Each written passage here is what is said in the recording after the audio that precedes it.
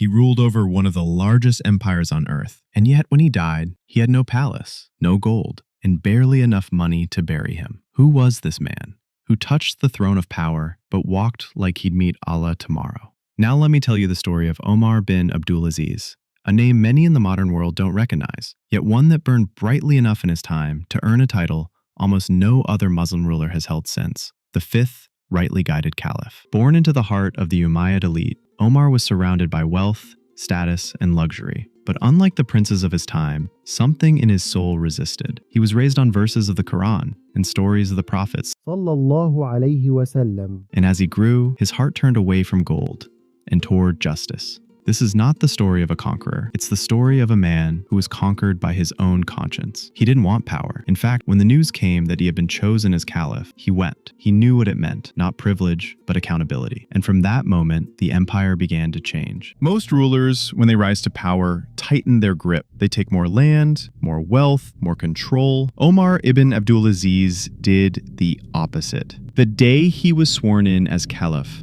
he didn't move into a palace. He moved into a small, rented house. He didn't hire more guards. He let go of the ones he had. And when the treasurers came to him with the gifts and gold owed to a caliph, he looked at them and said, ردوها كلها إلى بيت المال. إنها ليست لي. People were stunned. No one had seen anything like this, not in decades. His own wife, Fatima, the daughter of a former caliph, had to return her royal jewels. And she did, without protest, because she knew this wasn't about politics. It was about something higher. He believed justice wasn't something you spoke about in Friday sermons. It was something you sacrificed for. Ministers trembled, wealthy families panicked, but Omar didn't flinch. He said, if the people go hungry, I will be the one Allah questions, not them. He began reforming every department of the empire. Cutting corruption, eliminating favoritism, returning land that had been stolen, lowering taxes on the poor, increasing them on the rich. And for the first time in living memory, the people saw a ruler who looked like them, lived like them, served them. Omar didn't want to be feared. He wanted to be held accountable. And for that, his rule didn't just make history, it made hearts awaken. Omar didn't just rise to power, he dismantled it.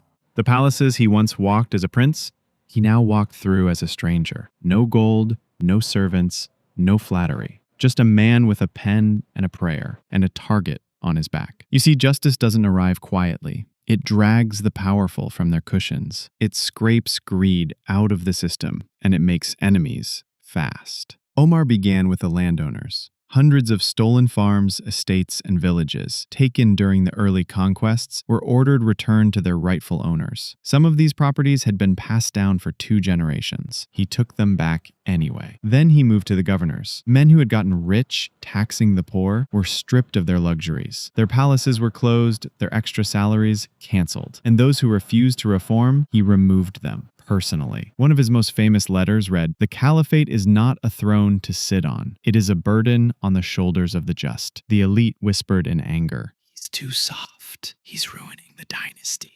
He won't last." But while they whispered, the people prayed. Widows received support. Orphans were fed. Public works were revived. Slaves were freed. Thousands of them, using the caliph's personal money. He even cut his own salary to the bare minimum, enough for bread and oil. When asked why, he simply said, "How can I eat in comfort while my people go hungry?" But in the shadows, resentment was building. The empire was shaking.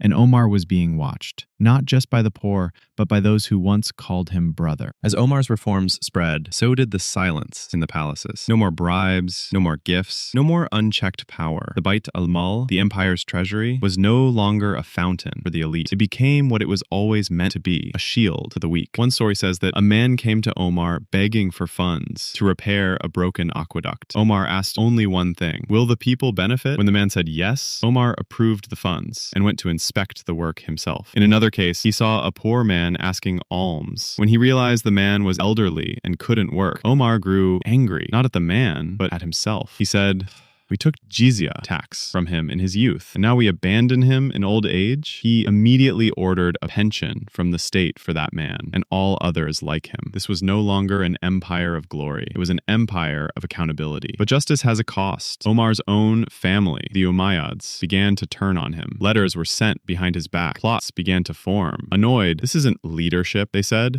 It's humiliation. He could have fought back. He could have silenced them, jailed them, or worse. But instead, he remained calm. I will not meet God with the blood of a single man on my hands, he said, not unless that blood was taken in justice. But as the empire grew more just, it also grew more fragile. The people loved him. The elites feared him. And somewhere, in the heart of power, someone was counting the days. As Omar's reforms spread, so did the silence in the palaces. No more bribes, no more gifts, no more unchecked power. The Bait al-Mal, the empire's treasury, was no longer a fountain for the elite. It became what it was always meant to be, a shield for the weak. One story says that a man came to Omar begging for funds to repair a broken aqueduct. Omar asked only one thing: will the people benefit? When the man said yes, Omar approved the funds and went to inspect the work himself. In another case, he saw a poor man asking alms. When he realized the man was elderly and couldn't work, Omar grew angry, not at the man, but at himself. He said, we took jizya tax from him in his youth, and now we abandon him in old age. He immediately ordered a pension from the state for that man and all others like him. This was no longer an empire of glory. It was an empire of accountability. But justice has a cost. Omar's own family, the Umayyads, began to turn on him. Letters were sent behind his back. Plots began to form. Annoyed, this isn't leadership, they said. It's humiliation. He could have fought back. He could have silenced them, jailed them, or worse. But instead, he remained calm. I will not meet God with the blood of a single man on my hands, he said, not unless that blood was taken in justice. But as the empire grew more just, it also grew more fragile. The people loved him. The elites feared him. And somewhere, in the heart of power, someone was counting the days.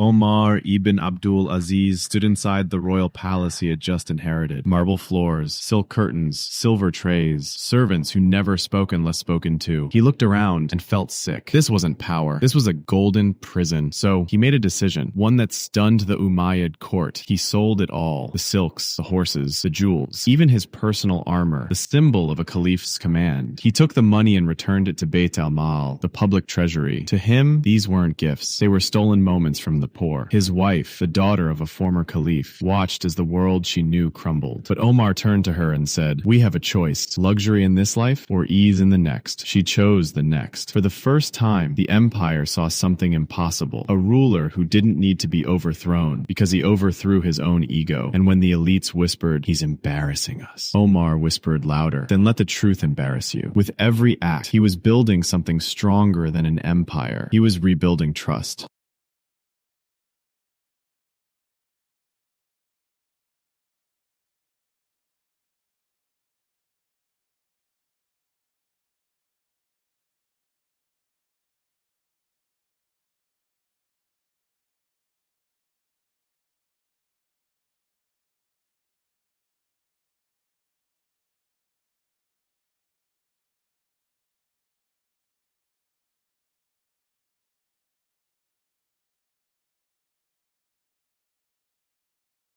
Omar's palace? It had no guards, no golden gate, no carved throne. In fact, people often found him asleep in the mosque or walking alone at night, checking on the poor in disguise. Once, a man visited Medina looking for the caliph. He saw someone sweeping the floor of the mosque. Curious, "Where's your ruler?" he asked. The man looked up and smiled calmly. "You've found him. No titles, no pride, just responsibility." When a man approached him trembling with fear, Omar said soothingly, "Don't be afraid. I'm not a king. I'm just a man who carries the same fears you do."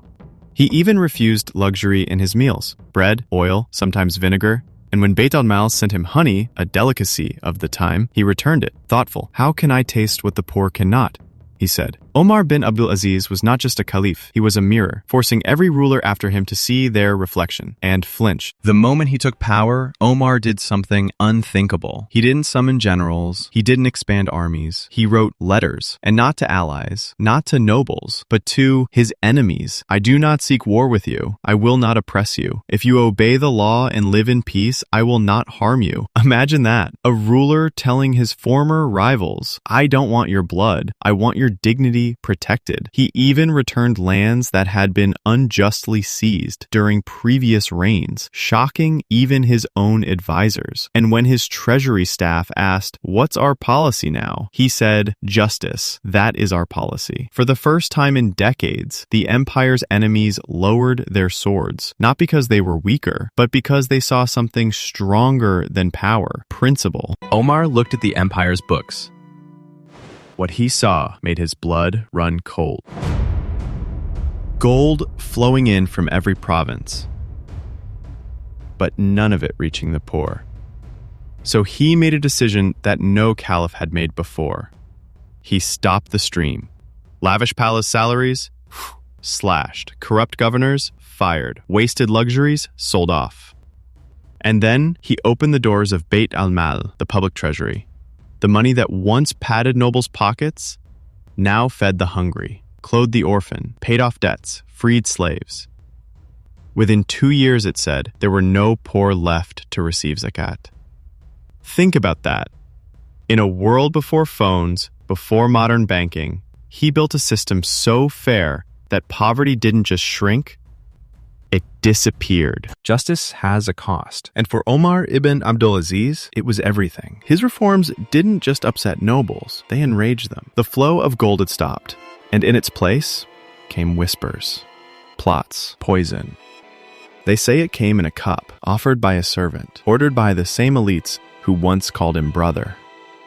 His body weakened, but his soul never wavered. On his deathbed, he smiled. "Oh Allah, you know I never desired this power, but I tried to carry it as a trust." Then silence. The man who rejected palaces walked into eternity with nothing but his name. Umar ibn Abdul Aziz ruled for just 2 years.